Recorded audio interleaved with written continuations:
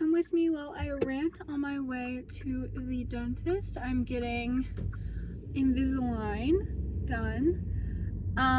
Basically, I just wanted to say that TikTok is ruining your life. And I know that's a really hard pill to swallow for a lot of people who are like addicted to TikTok, for people who make like content on TikTok. I'm sorry, but it's ruining your life. And I'm saying this in the most like loving way possible, that your life does not revolve around like endless scrolling hours and hours a day. And there's so much research coming out that TikTok harms let's scrap the whole ADHD attention span, like blah blah blah blah blah. Also, just in case anyone says you're not looking at the road, watch me look at the road. Let's scrap the whole ADHD attention, like blah blah blah. There's not enough evidence to support that, but there is evidence, starting to be evidence to support that TikTok harms self-esteem, self-image, the way that people perceive themselves within their communities and their own lives. And that was personally, I've been TikTok free because it is an addiction. TikTok is an addiction. So I had to delete TikTok. Well, I didn't have to, but I did, because it was hurting my self-esteem so terribly. And I would find that it'd be one sad TikTok after another. And I'm not like talking about like puppies being kicked. I'm talking about like TikToks that make me feel so awful about myself that I felt immobilized. I felt like my life didn't have any meaning. I felt like a bad partner. I felt like a bad woman. I felt like a bad daughter. So, and then I would just get into these like headspaces of like, I ain't shit. And every single time I get on TikTok, it's an I ain't shit factory. And I don't know why I'd keep coming back to it. And I think TikTok was definitely like making me be addicted to that emotional roller coaster. And I think that's what it is. I don't really believe, well, I wouldn't say I don't believe, but I don't subscribe to TikTok being like a dopamine hit. It can be, but I think it's just more of an emotional roller coaster hit. So it was constantly spiking these like intense emotions that otherwise I think people are lacking in their everyday lives, of intense joy, intense rage, intense happiness, intense sadness. And obviously, I mean, the internet's built off of rage bait. So I think that's just kind of like what TikTok is. It's a rage bait, like rage farm. Also, I know the camera's like tilted. Y'all are just gonna have to deal with it until I get a better setup. As I was saying, I think more people need to get off of TikTok or spend less time on TikTok. And I feel like, obviously, like, I don't know. I'm not the first person to say that. There's no original thought, I believe.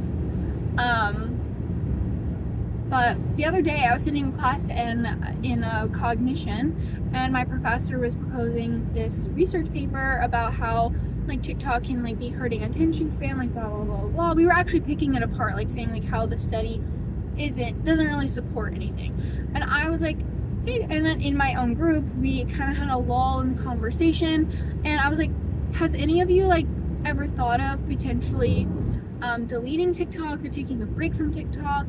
And they're like, yeah, I tried for like a day and I just couldn't. And I don't know, I felt really like, I guess, disheartened by that. I know it's hard, and I told them, I was like, yeah, like when I deleted the app, like subconsciously, I would reach for my phone, go to the page that TikTok used to be, and click on that empty space, because it's an addiction. It's a learned behavior. We were conditioned to reach for TikTok any moment that we're bored, any moment that we're not like satisfied. Even if we're sitting in class and whatever topic it is stressful, open up your phone, scroll TikTok for a few times, and then you got your little hit, you got your little boost.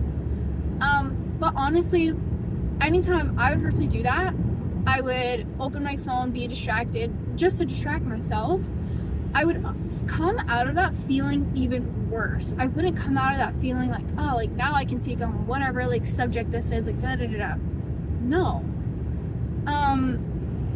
So I felt really like my group mates, they were all women, so all these women I'm surrounded by who are like about my age, I felt really sad for them. I was just like, I don't know, not that they need pity, it was just more of like, I know what it's like to be trapped in that like constant cycle, and I'm sure they're being fed like similar things, like body dysmorphic content that I was being fed. I know that's not 100% for every single person, but I know that for women, triggering topics such as weight, relationships, like how well like you are as a daughter, things like that are like are things that women and girls will interact with, whether it's just watching it. They don't even have to like it. They could be like, dang, this is really sad, this makes me feel like shit about myself, but you watched it anyway. And I feel like that's the problem with TikTok, is that it grabs your attention whether you like the content or not. And that's how I really think that TikTok is ruining our lives. We spend so much time comparing ourselves, being kind of like forced to compare ourselves to other people all of the time, that we forget that we're living our own lives, that we have our own life to live. I find that I was spending like probably 6 hours on TikTok every single day. That's 6 hours I could have been doing something for myself, for my friends, for my family, for my relationship. That's 6 hours of studying, or that could have been 3 hours of studying and 3 hours of going to the gym, or like splitting it up like 2. Like, I was so disappointed with myself that I had let it get so bad. And this is my little car scent, sorry. I'm at a red light. I was so disappointed with myself that I had let the TikTok situation get away from me so badly. And you can argue like, oh, like Instagram Reels are so, like similar, like blah, blah, blah. That is, I would say there is merit to that conversation. Whereas, however, I mean to say, I think that TikTok is just scrolling, whereas Instagram, you're constantly sharing things with your friends. Like, I know it's a common for people to be like, oh yeah, like I spam my significant other, my best friend, my family member, like 6-7 different TikTok or Instagram Reels, and like they reply to it. There's a chat feature. You're seeing like your high school friends like posts, you're commenting on their posts. Like, I feel like TikTok is more of just a doom scroll farm, whereas like Instagram has a little bit more depth to it. And I honestly find that Instagram doesn't make me feel as bad about myself. That's because I feel like Instagram is actually tailored to things like I'm interested in, like Dash-ins, yoga, fitness, clean eating, whereas like I'm interested in those things, and my TikTok algorithm was not picking up on any of that. Also, like things in my area to do. I find so many new places to try through my Instagram. Or like if I'm in a new place, I just type in, like if I'm in Fort Lauderdale, I just type in Fort Lauderdale. And then cafes, bookstores. There's this cafe and bookstore that were 10 out of 10 hitters for me. I found on Instagram. So I would say there is an argument to say that Instagram Reels produces the same kind of despair or addictive personality or addictive behavior, but I do have to say the app itself is different than TikTok. I find that I also have become a little bit more, now that I've gotten rid of my TikTok, my TikToks, I'm now like on YouTube Shorts, but I find that those are way more stimulating because it's generally things that I'm interested in, like history. I actually watch like most of Bridgerton through YouTube Shorts. So a lot of like movies and shows are what's being like given to me on YouTube Shorts. It's nothing actually like about like anything that makes me feel like bad about myself. So yeah, I'm actually almost to my dental appointment, but that's pretty much all I had to say on the topic, is that give it a try, take a break. And I find that the most extreme measure of taking a break from TikTok is just deleting the app.